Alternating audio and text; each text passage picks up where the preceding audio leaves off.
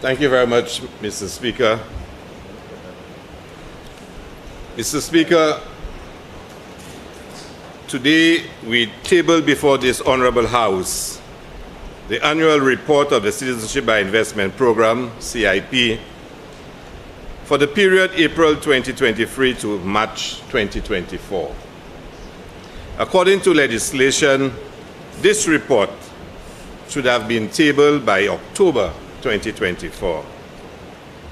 A number of factors contributed to this delay, including the change in auditors and unprecedented increase in applications, which delayed the delivery of the report by the auditors, who had to go through a larger than expected sample of files for examination.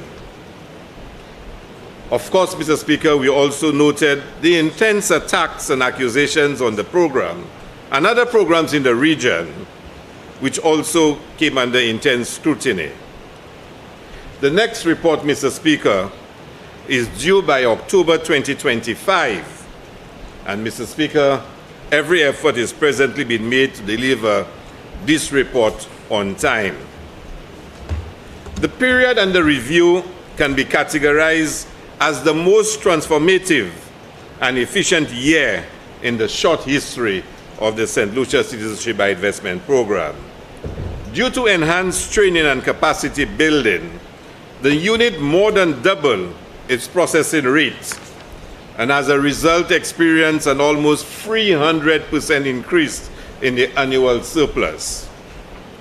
As promised to our local and overseas stakeholders, the unit is continually strengthening its processes to ensure we maintain the integrity of not just the program, but brand St. Lucia.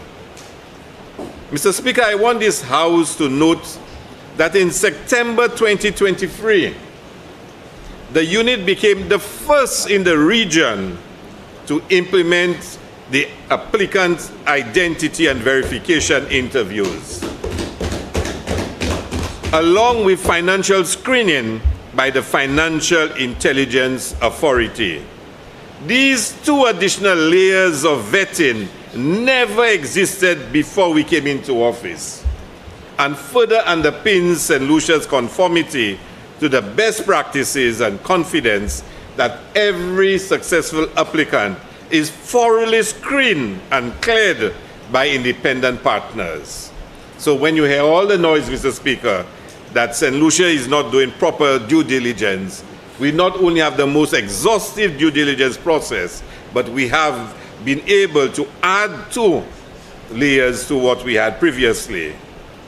Mr. Speaker, in summary, during the period 1st April 2023 to 31st March 2024, the Citizenship by Investment Unit achieved the following: $179.6 million, or 296% increase in revenue, from $60.6 million in 2023 to $240.2 million in the year ending 2024. 294% increase in the annual operating surplus of the unit, from $22.8 million to $89.9 million. A $31.3 million of 83% increase, $31.3 million or 83% increase in net assets relative to 2023. 424% increase in applications received, from 1,076 to 5,642 received. A 127% increase in the total number of applications processed, from 550 to 1,249. I want to repeat this, Mr. Speaker. A 127% increase in the total number of applications processed, from 550 to 1,248. It should also be further highlighted that this increase was achieved despite the implementation of additional layers of due diligence checks. And you'd have heard a lot of talk, Mr. Speaker, from the opposition, from Mr. Martinez, that 40,000 applications were approved and how many tens of thousands of passports given. when you review the report, Mr. Speaker, 1,248 applications were processed, Mr. Speaker. Where is the 40,000 that they spoke about? 6, the implementation of all of the 6 principles as agreed to with the U.S. State Department. This is important to note as we maintain an excellent relationship with all our international partners, especially the United States. We will continue to work with our partners to ensure that their concerns are always considered and addressed in the best way possible. Notwithstanding the milestones, the unit experienced a few shortcomings, including 1, continued delays in the clearance of funds at the bank. The board and management of the unit continued to engage with its primary bank on ways to improve the efficiency in the process. This includes granting the bank user access to its application portal with the ability to review documents critical to their process. And 2, while the unit has become more efficient, bottlenecks still exist at various stages of the process. I can, however, assure our partners that the unit has further increased its efficiency and will achieve another 100% increase in its processing rate for the period ending March 31st, 2025. Mr. Speaker, despite my efforts and that of the CIP unit to clarify and enlighten the public on workings and processes of the Citizenship and Investment Program, the member for Mico South, the leader of the opposition, continues to mislead the St. Lucian public and indeed the world. There is a calculated effort to distribute and circulate fabricated information about myself, the government, and indeed St. Lucia and its people, with no regard for the reputation and injury to the country and its people. He just does not seem to care about the people and indeed St. Lucia. Mr. Speaker, under our government, we have sought to strengthen our CIP program and bring about greater transparency, integrity, and confidence in the program. We have implemented systems and processes as advised by the U.S. government.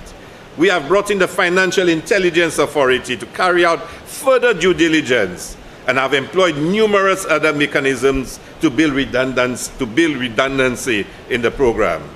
Yet despite all of this, the leader of the opposition continues to proclaim to the world and to all in St. Lucia that there is corruption in the CIP and that no due diligence is being done. The truth is, we have strengthened the very program he systematically undermined during his tenure as Prime Minister.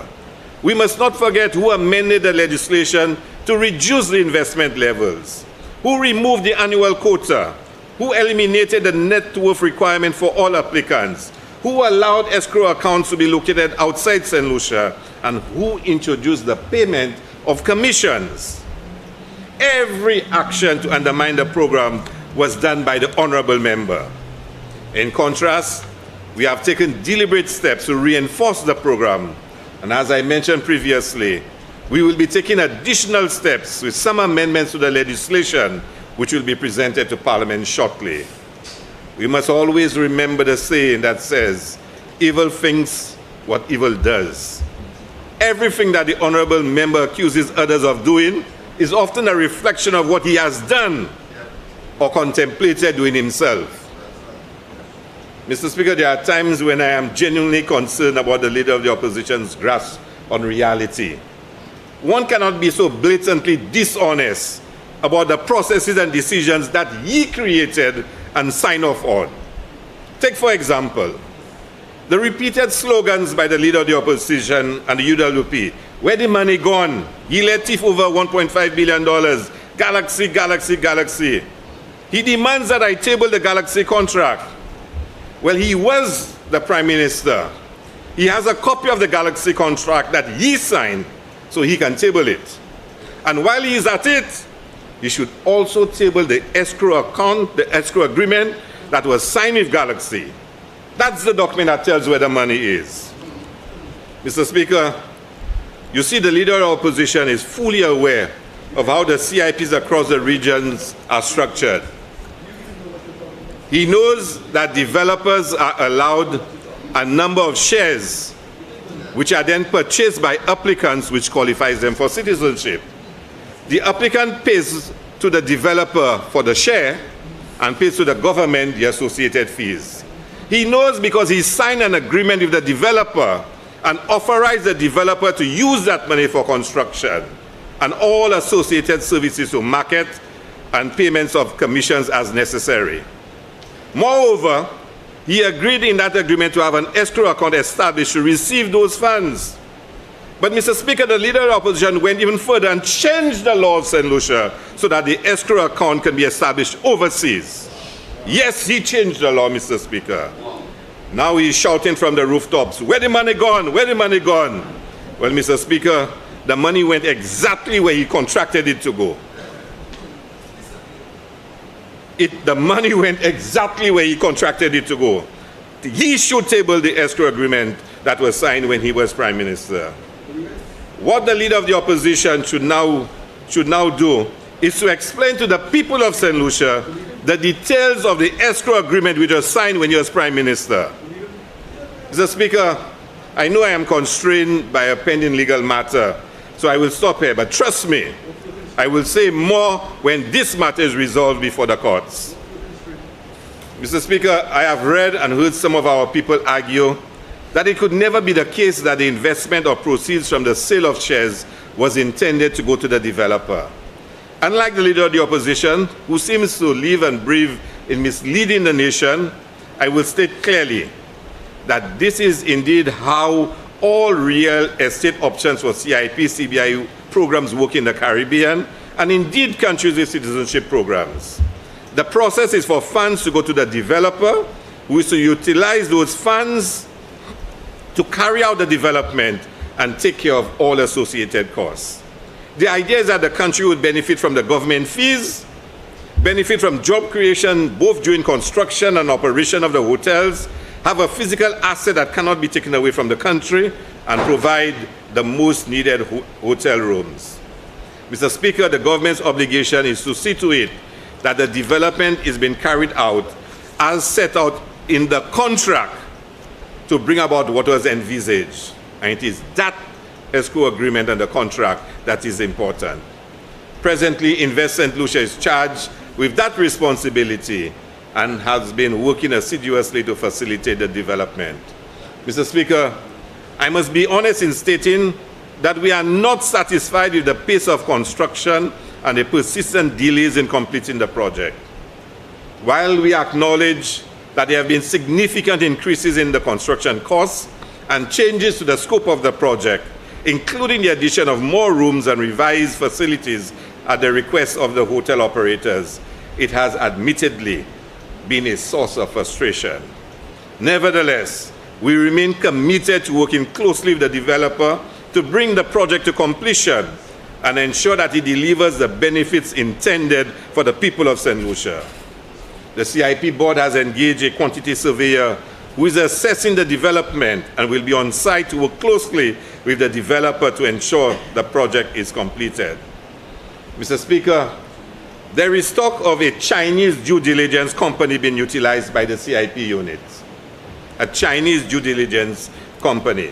It is shameless on the part of the Leader of the Opposition, who would not put up his hands to say to the people that it was under his watch that the Chinese due diligence company was contracted with his blessings. Mr. Speaker, when we came into office and whilst carrying out a soft audit of the CIP unit, we indeed found out that the Leader of the Opposition, the then Minister responsible for CIP, had agreed to a Chinese due diligence company. Yes, he did. But today wants to point all 10 of his fingers at us. Mr. Speaker, you'll be pleased to learn that shortly after finding out that a Chinese due diligence company was contracted, we ended the contract in October 2021. Yes, in 2021. Mr. Speaker, I would love to say much more, but as I have stated earlier, and Parliament is well aware, there is a matter before the courts by the Leader of the Opposition for an injunction or to stop the CIP program and to deprive our people of much-needed funds to pay for healthcare, security, roads, and other infrastructure. But mind you, He only wants a temporary stop until he hopes to become Prime Minister again. But why would he want to stop the program? It is simple, Mr. Speaker. He does not want the government to have access to any resources that will assist it in meeting its mandate given to the people of St. Lucia. He would rather burn down the country, if it gives him a chance to become Prime Minister again. Mr. Speaker, I can assure this Honorable House that we will put in a robust defense and do what we have to do to save the integrity of our CIP and the reputation of our beloved St. Lucia and its people. As this is our home. We came from St. Lucia. We are St. Lucians. And we should be able to raise our heads high, as we have always done, as there is no place like home. I thank you very much, Mr. Speaker.